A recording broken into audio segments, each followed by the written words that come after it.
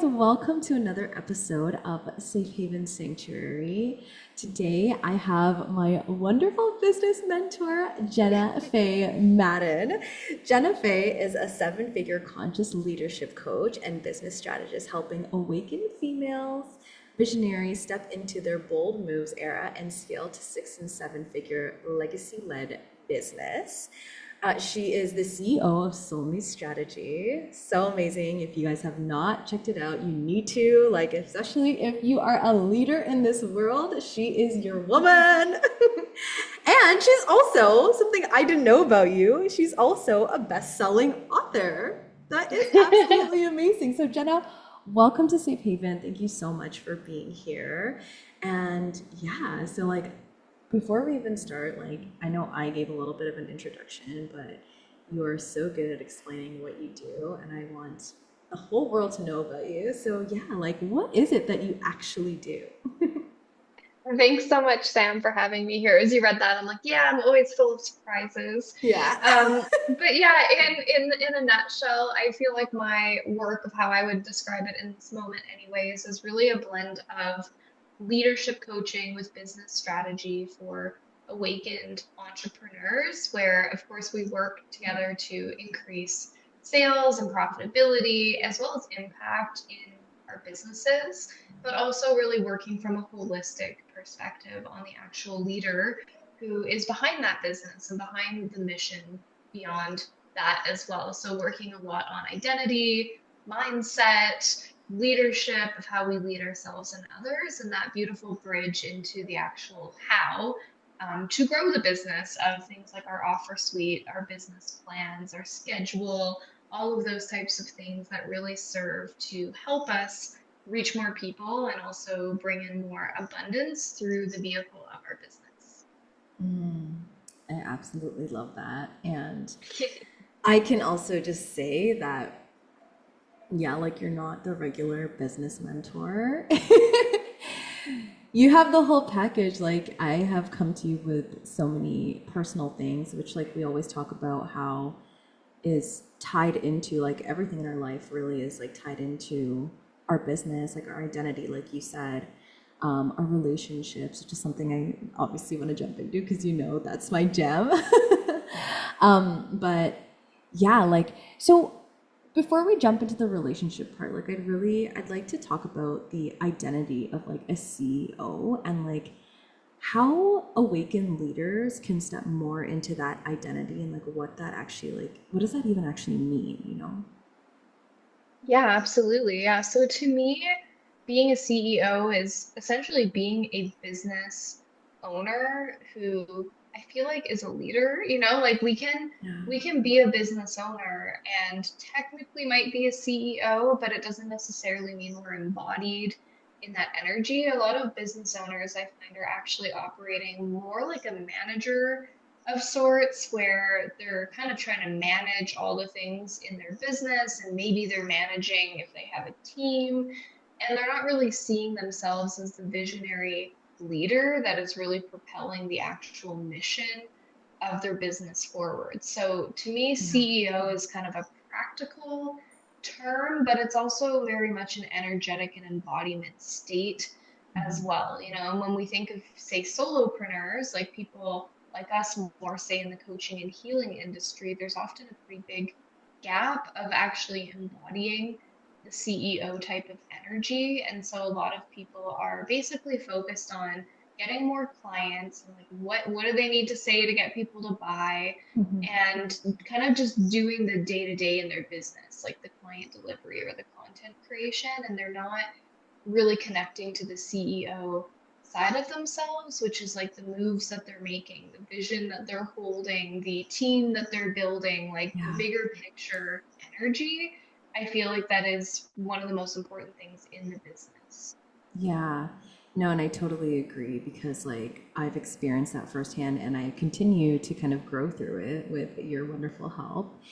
And like your journey is so powerful and I was wondering like were you always like embodied in this like CEO energy, like this soulful CEO energy too? Like where did you start and how did that like impact the relationship with yourself and even like outside of you as you were building your business?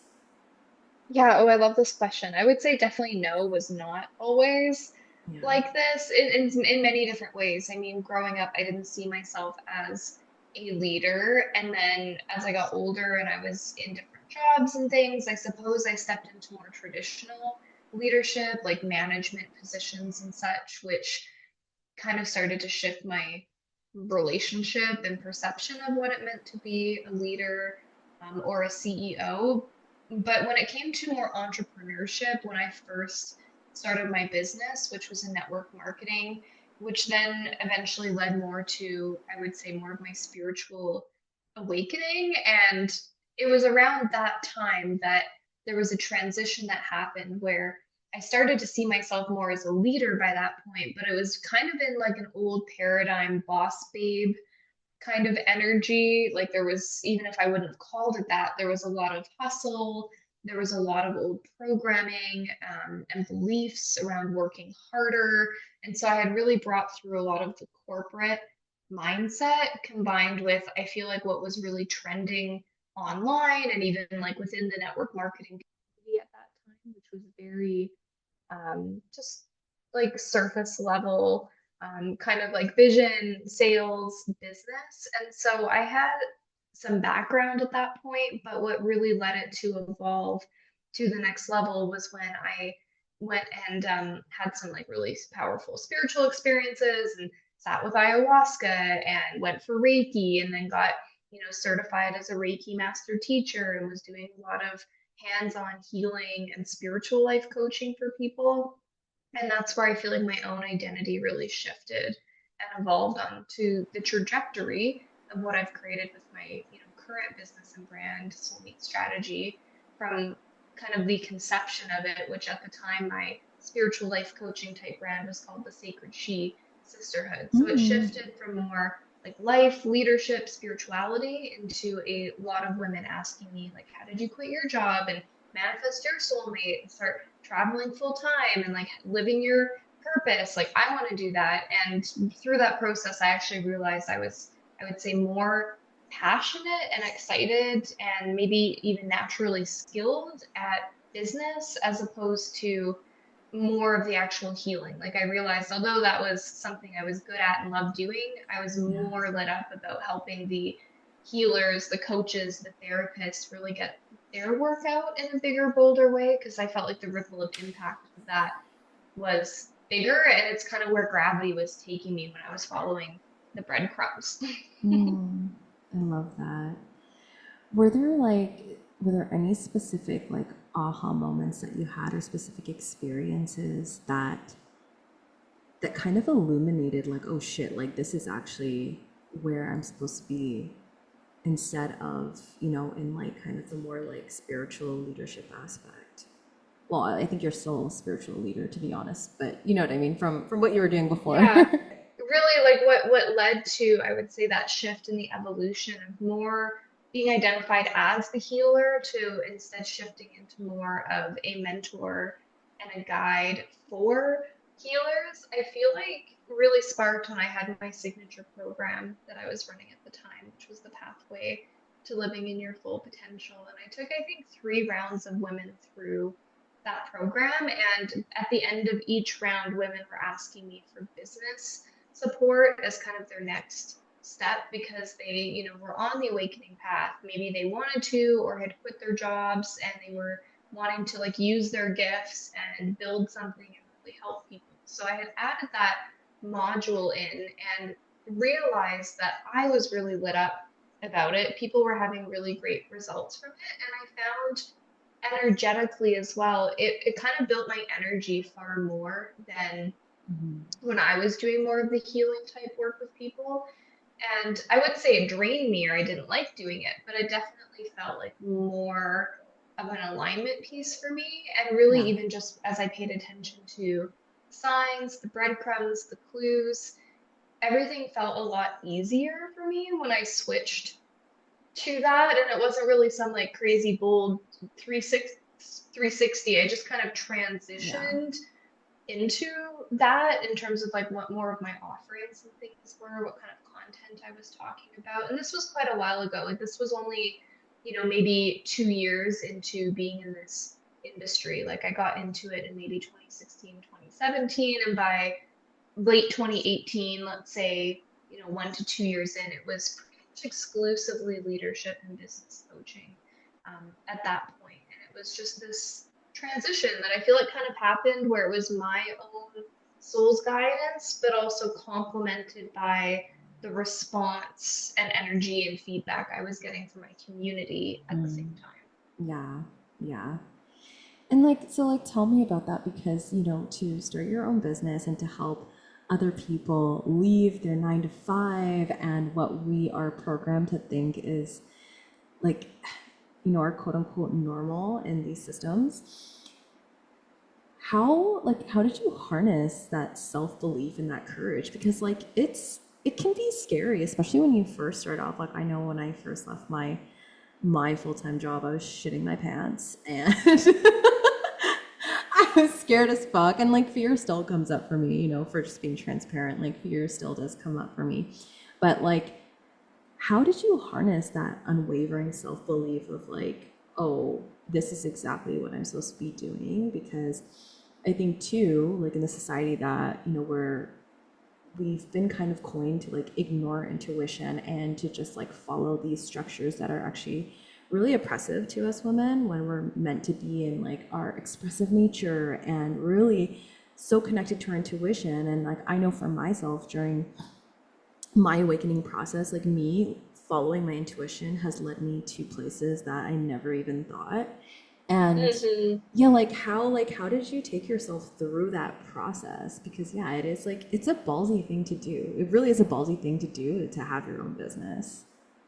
Yeah, it's one of the wildest rides, and I feel like a lot of people aren't actually cut out for it. Like, and there's a lot that I think is marketed online to make it seem like it's this get rich quick, fast, Yeah. easy journey, but it's actually like a deep soul initiation. And Mm-hmm. I know for me, well, first I'll say like the overall piece that I think matters the most in this, but I'll share a few examples is being willing to bet on ourselves. And we don't need to necessarily have a history of doing that or having success with that or someone modeling it. I feel like for us to start to choose that because when Mm-hmm. I quit my job and started to bet on myself more often, I didn't really have a lot of evidence. Like I had had some recent moments that maybe helped propel things. Like I had left a long-term toxic and abusive relationship, which was kind of my, one of my first forms, we could say, of vetting on myself that I could figure it out. I could heal from this. I could, break the codependency. I could go out on my own. So that was like one of the first things. But when I made that first decision, it's not like I really had a lot of evidence, if any, at that point. Like I was scared shitless to do it and it was so uncomfortable. But there was kind of that deeper soul nudge that I just had to do it. And like I just had hit that breaking point and kind of made the move and didn't look back. So I had done that. I had, then kind of found confidence and embarked on more of a health journey. And I find like that's often where a lot of this stuff starts is like our own health or relationships. And so I kind of tackled a lot of the relationship side of things and then on more of a life kind of stuff because I was still at my corporate job that I didn't like at that point and was kind of dabbling with network marketing, but that part hadn't really come to fruition yet. This was like 10 years ago. And so I decided it was time to get healthy in my body. And so I did. And so that led me to going to the gym. That led me to losing like 70 pounds. Like it was a big transformation. And Yeah. really, it was like betting on myself each day to like completely change my paradigm, my Yeah. body, my routines. And, it helped because I also started to set up some support structures like hiring a personal trainer. I was the person who had never gone to the gym, hated going to gym class. And when Yeah. I went to my first personal training session. It was like a free one that came with your gym pass. And the trainer who did my assessment was like, do a squat. I'm like, what is that? And I was the only person, we're still good friends to this day, who she's ever upsold because she hates selling and anything like that. But she was just really honest with me. And she's like, I think you need like 10 one-on-one sessions because like Yeah. I was so terrible. But that actually was huge, right? Like I got support and that got me committed and going and then having results. So that was like a betting on myself moment. And then, I started to do more things. Like just, it was almost, I wouldn't say an addiction, but there was some sort of courage where I just started doing shit that scared me Yeah. more frequently. Like kind of started to see kind of this energy of like, let's fuck around a little and like see Yeah. what Yeah. happens. So like one of my coworkers at my corporate job was in this burlesque dance class where you go for 10 weekly classes and then do like a huge, like a full night production on stage. And I've always had major stage fright, like don't love performing, any of that kind of stuff. But I signed up and then somehow got up on stage in my underwear and like did the whole thing and then signed up again and did it another time. So Yeah. all these things were kind of stacking. I always say courage compounds to create confidence. So I Mhm. didn't have confidence to bet on myself, but I decided to be courageous enough to try it out, I Yeah. think was the big thing. So by the time it came to quitting my job, that was like another, we have these big leap moments, but there's also so many micro moments that I feel like are happening behind the scenes. But yeah, quitting my job was another huge moment of courage because I had no business yet. I had no Yeah. savings. I had no backup plan. Like what it turned out to be was kind of a leap pad move. And I used my vacation time and when I got certified during that as a personal trainer and was building my kind of side hustle isogenics network marketing business at that point. So I got hired at the gym that I had been working out at and I did that for a year and became like a full-time personal trainer. And that was kind of the bridge. It was kind of Yeah. the next piece that I needed in order to transition to more of my own business. Because that got me out of Mhm. like the corporate paradigm. And then I was still working for someone somewhere, but I was like, Yeah. I was pretty in control of my schedule and how much money I made and what clients I worked with. But then that led to really doing more of like the coaching side with a lot of those Mhm. women and realizing that's what I was actually lit up about. I wasn't a bad personal trainer. Women actually had a lot of results, but it was mostly because they had fun, so they kept coming back and like so they would just have results. But Yeah. I wasn't necessarily like the best person, I would say, when it came to like really understanding anatomy and Yeah. biology and injuries, and I didn't actually want to spend my life studying that. So Yeah. I followed more breadcrumbs, which led Yeah. me to coaching and stuff. And so kind of to bring that on home, the big catalyst of all of that is I started making these moves, these changes, these decisions, like where one thing led to another. And one day I was driving, I was still living in the city, and I was with my boyfriend, now husband, and we just moved into a townhouse and we just kind of like looked at each other. It was like 5 weeks into moving into this house, and we're like, why did we do that? We don't even like living in the city. Like, Yeah. what are we even doing? And so I quit the personal training job. We broke the lease of the house. We sold everything we owned and then decided to just become digital nomads. And I was like really naive at the time. And I thought, oh, cool, I'll just become a millionaire and I'll just make a course and sell like 10,000 of them and it'll be great. And then I The kind of got trap. schooled and realized like there was actually a lot more work and Yeah. like even knowledge and stuff to really cultivate, when you kind of transition online and you don't necessarily have like a roster of clients being handed to you the way you would at Yeah. like a personal training gym. So it Mhm. was a big pivot and journey to do that and to switch to online and to really Yeah. start betting on myself that like I was going to figure it out no matter how long it took, no matter what it took. Yeah. And now it's been, I guess, 8 years or something since I quit my job Wow. and have been a Yeah. full-time entrepreneur, which is crazy. Yeah. And your story is so powerful, like I said. And I wanted to touch on something that you said. It was like your bridging job.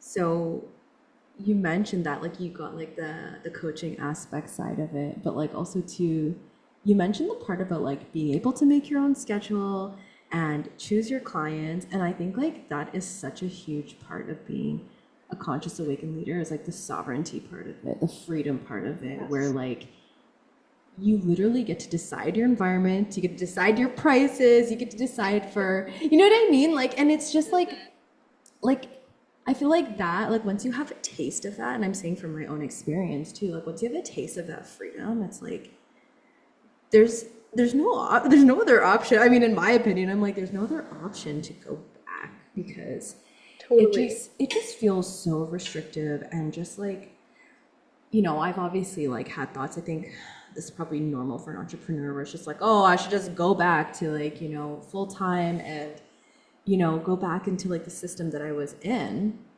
Um, but it feels like almost like a betrayal to my soul to do that. And I feel like that's such a huge part of being a conscious awakened leader as well too. So like if you're listening to this and like you're wondering like, okay, like how do I know? Like that's honestly when you know, like I feel like when you're out of it and you're just like, wow, like there's actually no other option but to like figure this shit out and like confront things like head on too, like the fears, because having your own business, creating your own business, and especially as it evolves, it's so confrontational to your self-worth. Yeah. Like it really is. So I would like really love for you to share kind of what kind of things came up for you as you were building this beautiful business around like confrontational parts about like self-worth and relationships. Like how did that all intertwine into you building this business, but also like alchemizing it like through those confrontational things that came up for you? Because like I mean, I really Yeah. believe that we have choices as well too. um like we can kind of like sit in it, and sometimes we need to sit in those like really like that really hard shit. I know I do sometimes. But I also think that like we could alchemize it by doing the inner work. So yeah, I'll just let you answer the question. Yeah, yeah, no, so good. I really feel that on the path of entrepreneurship, there's so many initiations and moments. And I think the one that, I have faced off with the most, but I think the one that comes up for other people a lot too is the intensity of radical self-responsibility. And I feel like that's why a lot of people do go back to like full-time jobs and that kind of stuff and like walk away from business, is because it's a lot, to be like Yeah. fully responsible for yourself and for, all these aspects of our life and Yeah. business.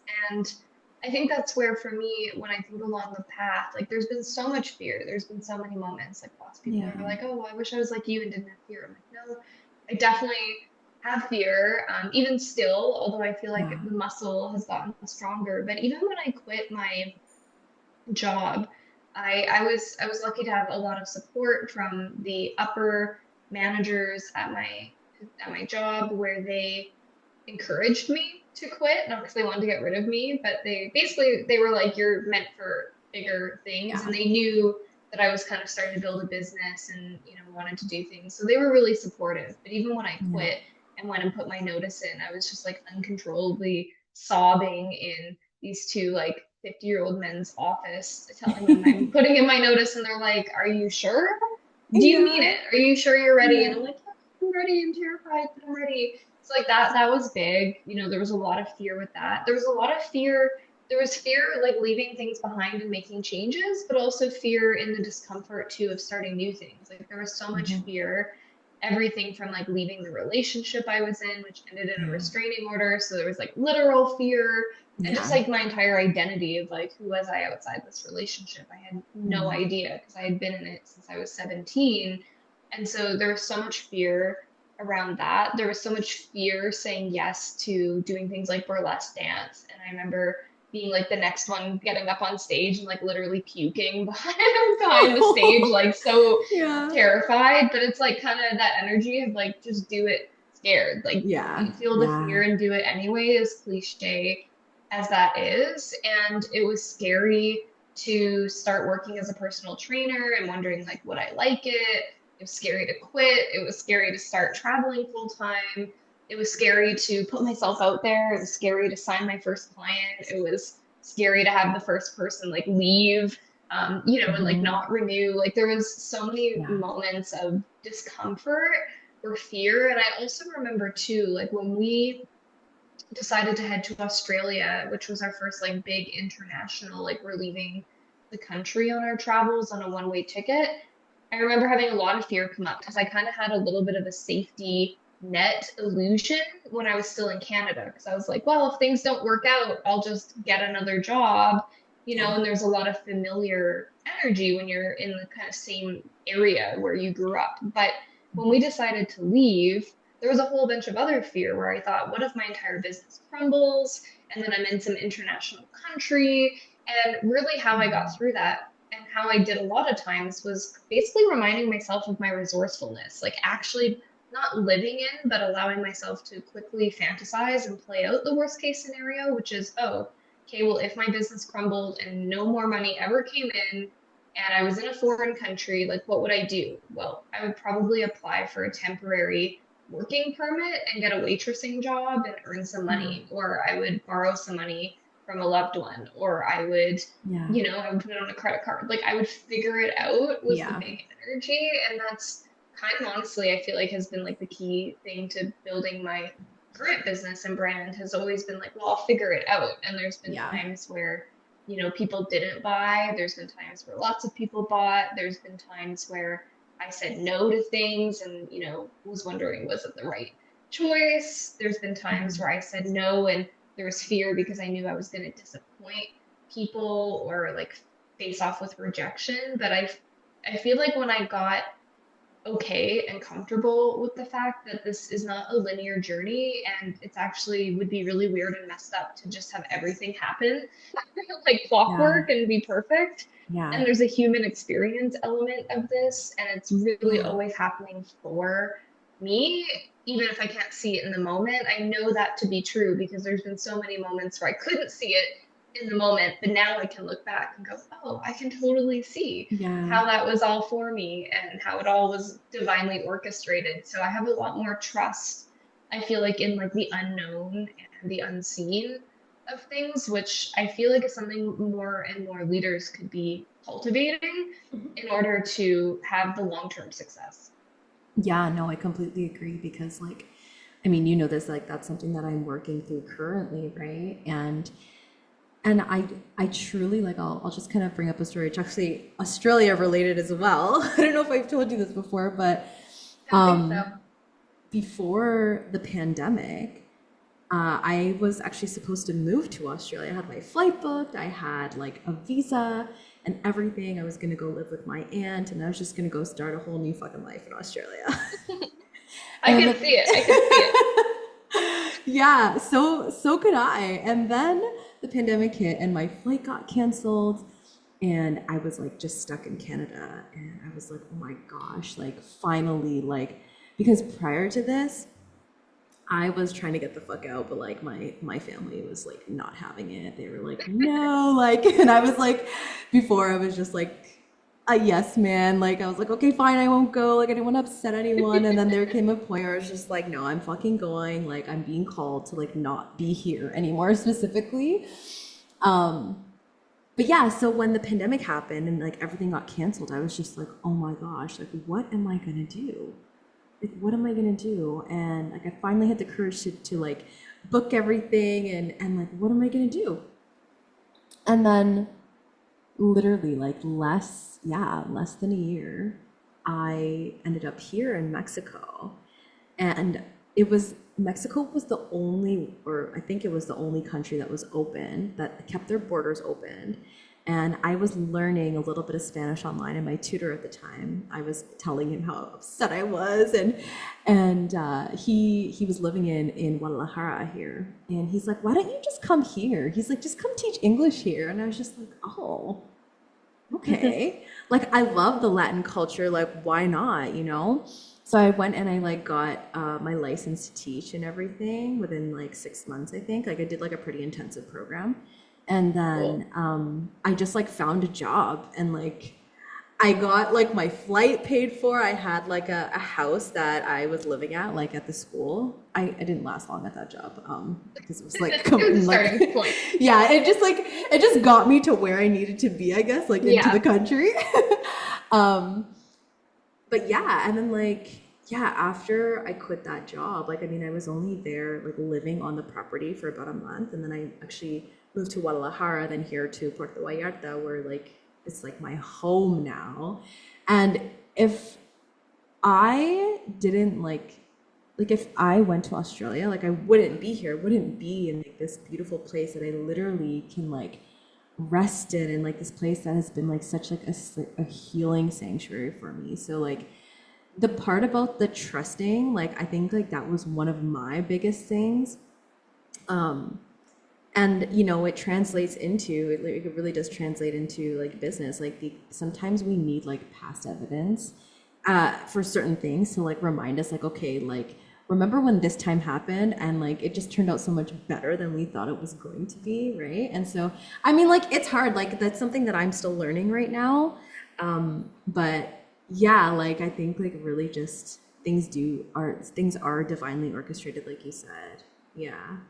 Yeah. They really are. They really are. And even if we can't see it in the moment, we always do down the road. And I feel like it's also okay to still have fear come up, to have doubts come up, Hmm. to, have moments where we waver on things, and also to see ourselves as the version of us who can handle it. Like we can Yeah. handle the ups, the downs, the wobbles, the wins, like the full spectrum of the experience. I feel like Yeah. it's seeing ourselves, or even just being willing to be curious to get to know the Hmm. version of ourselves who can have it, who can hold it, who can receive it and Hmm. experience it.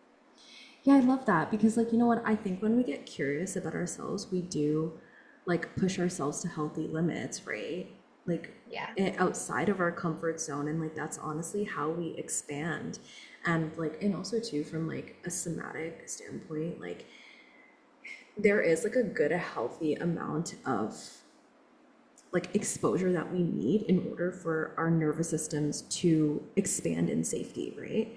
And that can be applied in business, it can be applied in relationships, it can be applied really in anything in life, right? But like, yeah, we do need to have that curiosity. And you know, one thing I love about you, Jenna, is that like you don't let the fear control you. Like you said, it's like you figure like you have that I'll figure it out energy. And like not only that, it's like you're such an alchemizer. Like I really truly like obviously like that's why I work with you because like girl, you've been helping me alchemize so much shit. But yeah, like, you know, I think like that's one of the main things is like not to let our fear run our lives, and like knowing that like we can take the driver's seat. Like the fear is just like a part of us and it's valid, and I don't think that we should rid all fear at all when it Oh, comes to anything. Like we need it to push ourselves forward, we need it to grow and expand as human beings.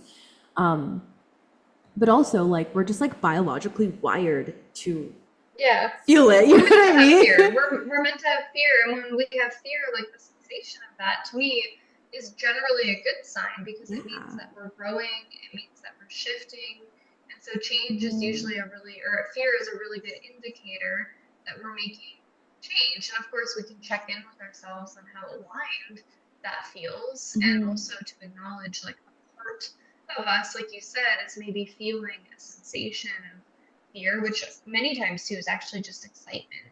Too, a Yeah. lot of the time we'll label it fear because it's uncomfortable, but there's actually excitement Yeah. infused into it, and we get to have that full spectrum of Yeah. emotions. Like we're not meant to be robots. We're also not meant to be happy, perfect beings 24/7. And if Yeah. everything felt easy and perfect all the time, like we'd probably be living a pretty boring, just mundane, Mhm. rinse and repeat life that doesn't actually have a lot Yeah. of excitement or growth attached to it. Mhm. Or like healthy stimulation either, right? Yeah, totally. Yeah. So like as we're on the topic of fear, I'm wondering, because like, you are in a conscious marriage and, relationships are my jam, but like, did any of that fear surface for you when you met your husband? Also, like, can you tell everybody about how you met your husband? Because I love this story so much. I love it. Absolutely, yeah. Well, I'll share that and like weave in like some of the fear stuff to it. So, yeah, the version of the story, like the short version of how I met my husband Spencer, which was 8.5 years ago, was on Tinder, and so Mhm. I was not really into dating sites, but after being in that long-term relationship, I had basically been on a few dates and dating site things, mostly from the encouragement of friends that I should get on there. And I had someone try to sell me like some networking product stuff from one of my dates. And basically, What? yeah, it was like household utilities. It's like, yeah, do you want me to help you save on your energy bill? Is like, that's what he was opening up with as we sat down for dinner. And it was the worst date of my life with this guy. And I Oh thought, my oh my God. gosh, this is awful. Is this what people use these apps for? I'm getting off of these apps. But then I had a little like ding, ding, ding go off. And I'd already been chatting a little bit with Spencer. Mhm. And I just had this moment where I thought, well, before I delete this dating app, I'm already talking to this one guy. He seems like he's pretty fit and into fitness. Like he probably likes some of my shakes. So I could just apply what just happened to me and just like apply it to this guy and maybe make a sale. Then I'll delete my account. And so you could kind of see the pivot that happened in my Oh conversation my with Spencer, where all of a sudden I'm like, hey, what kind of supplements do you use? And yeah. asking him those kinds of questions. But I guess the joke was on me because we did meet for a date.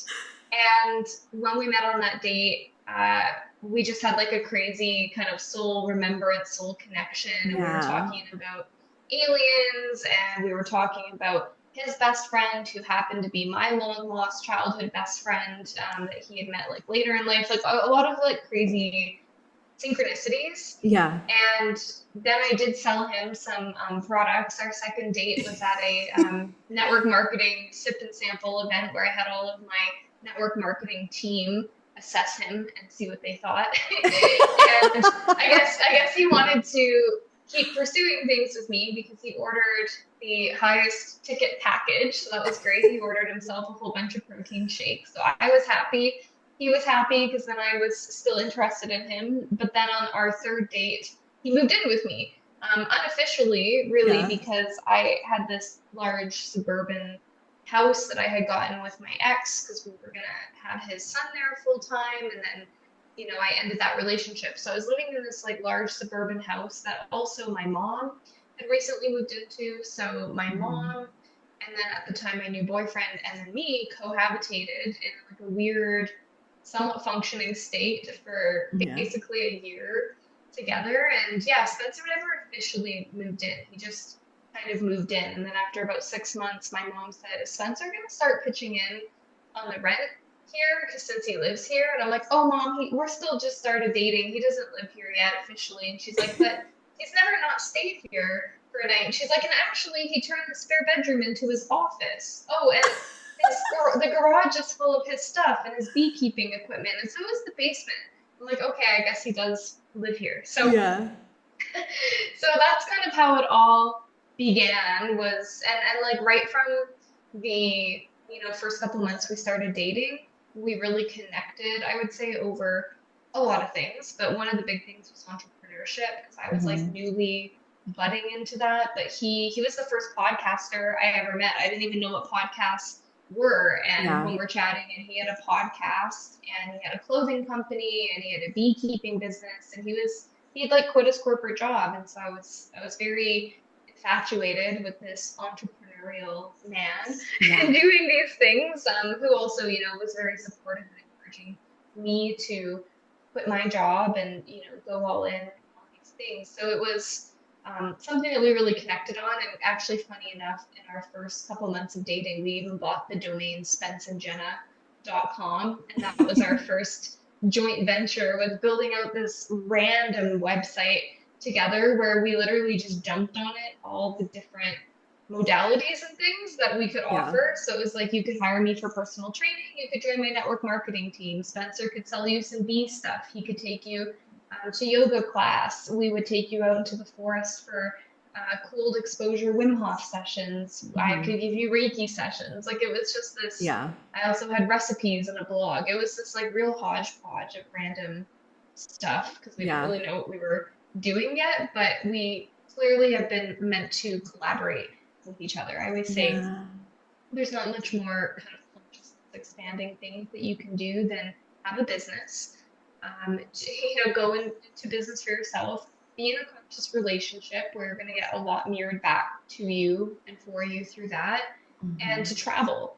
And so we Yeah. just decided together, I guess, to do all of those things all at the same time. And so it's been a, huge journey of a lot of growth with lots of moments of fear as well together, propelling each other's fear at times or holding each other's fear. But when Yeah. you're in a sacred union with someone, I feel like you are now dancing with their fears as well as your own Hmm. fears as well.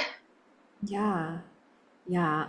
Well, thank you so much for sharing that story. There's parts of that story Yeah. that I've never heard before, by the way. I was like, oh, that happened. Oh my gosh. Um, yeah, no, and I hear you. I hear you around like the dancing with the fears of the other person and the reflection of like what they can bring up for you. Yeah. Do you feel like when you met him, like you were anchored into like your divine feminine that you are right now? Or like do you guys feel like you guys kind of like emerged together as like divine feminine and divine masculine throughout your like 8 years being together? I think majority of it emerged together Mm. since we met. I feel like I was in a pretty, I would say like naive, but open, like feminine, but like quite a lot of more maiden energy, Yeah. like just very early on kind of energy, I would say. Mhm. And Spencer had like started, I would say, some of his own awakening where he had quit his job and that kind of stuff. And he had just got back when we met, like that week from um, he didn't know what to call it at the time, but a rites of passage trip that he took himself on to Patagonia for 3 months, living in the wilderness by himself, hardly seeing other people, just Wow. living on the Okay. land in Chile. Yeah. And so, I feel like had started kind of developing more of that energy within himself. And he had like podcast episodes about things like real men know how to cry. Like just, it's like he was like Yeah. kind of on that path, but a lot of his was, I would say, kind of like mine. It was more focused on, I would say, the earlier stages of awakening and personal development, where it's not right or wrong or anything, it's good.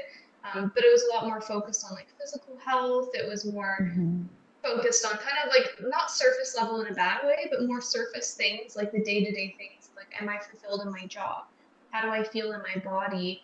And there wasn't Yeah. necessarily development yet on a lot of the deeper layers of Yeah. consciousness that I feel like have since been more integrated, even from like, say, a feminine masculine Hmm. perspective, in even relationship with emotional intelligence. Like I used to Yeah.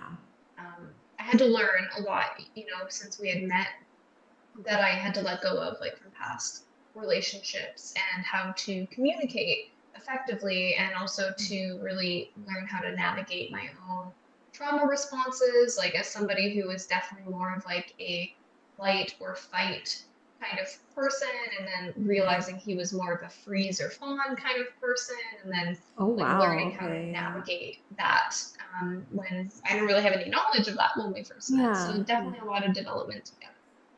Wow. That's so beautiful though. Like I think it's really beautiful when two people can grow together and like Mhm. actually receive those reflections that you guys were exchanging, right? Because Yeah, actually, just a funny thing on that yeah. is when we had first met and I was still in my job, we'd maybe been dating like maybe 2 months. Hmm. And we didn't really know about the online coaching space, slash it wasn't really a thing, I feel like, as much yet. Yeah. And so we didn't know what things like relationship coaches were at the time. And so all I had as a point of reference was like traditional therapy. And as Yeah. somebody who had gone to therapy for, probably ages like 12 to, at the time when we met, I was 23. So I'd already had, a decade of counseling under Mm-hmm. my belt.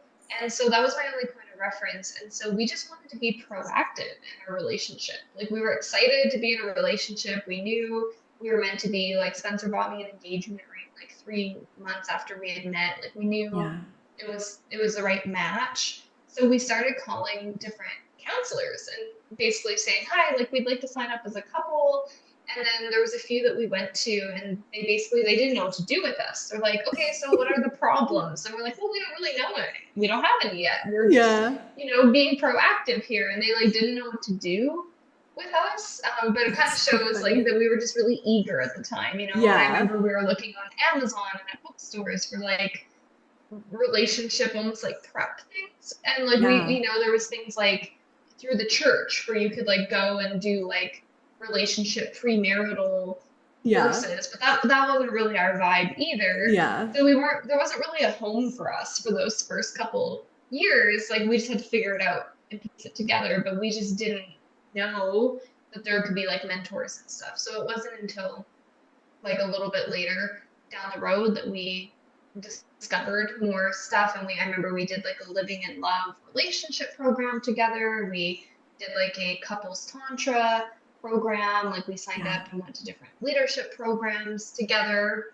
but they also kind of crossed over, so many different things that we started doing together that kind of opened it up to a whole other realm. But I always Yeah. think back and think it was really funny, us trying to like sign up for all these course, relationship Yeah. counseling things. And they're like, so like, are you guys on the fritz? And we're like, no, we just I think that that's so cute though that you guys did that. Like you Yeah, guys were like so excited to be together and to really like it sounds like, you guys wanted to be your best selves for each other, right? totally. Totally. Yeah, I think that's so cute. That's so beautiful. Yeah, I didn't know that about you Yeah. guys. Yeah. That was funny, and it was just I think that energy was really important for us just in terms of creating the foundations of Exactly. Yeah. our relationship. Like it didn't matter that we didn't actually find somebody.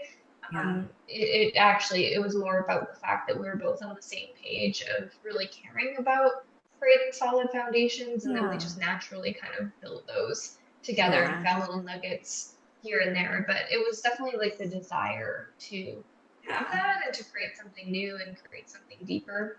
Hmm. And I think like I think every relationship should have that, to be honest, with like at least conscious relationships around like that desire to not only want to look at what's happening within you, but like having that reflect out into your relationship so that you can show up as your best self for you and for your partner, right? Like, Totally. and I think, like not that there's not that this is right or wrong, but I think maybe people who are maybe not yet on that awakening path, like kind of just go into relationships kind of like willy-nilly and Yeah. then like don't really understand like why things are happening the way that they are, right? And like maybe people don't always have to like go to someone, but like I think having that open communication, that desire, like I think people can, if they have that open communication and like an open heart, like that, so much magic can happen with that. Yeah, Absolutely. and it Yeah. really Like, sounds like you guys had that on like yeah. all aspects. Yeah, Yeah, it was like it was truly like a right time, right place, right yeah, person, just kind of happened and came yeah, together kind of energy. yeah. Oh, I love that. I love that. Oh, Yeah. Jenna, thank you so much for coming on the podcast. Like, it's such an honor. And where can people find you? Where do you hang out the most? Yeah, thank you so much for having me and having this conversation and allowing me to share. I hang out the most, I would say, on Instagram, which is my brand, Soul Meets Strategy. I'm on Facebook as well, which is Jenna Faye Madden. And you can always head to my website to find either of those, but also things like my podcast, which I have an amazing episode on there with Sam, and lots of other really great episodes as well. Or you Yeah, can it's search great. it on any platform, just search Soulmate Strategy and it'll come up. Yeah, and I will leave it in the show notes as well too. Yes, guys, you guys have to go check her out. Like I said, she is my mentor, and like we've actually just we met this year, and like we just became, I don't know, it was just like such a great fit, right? Like we just clicked Yeah. right away. She's super kind. She's one of my favorite people, and yeah, you guys need a Jenna in your life. So go check her out.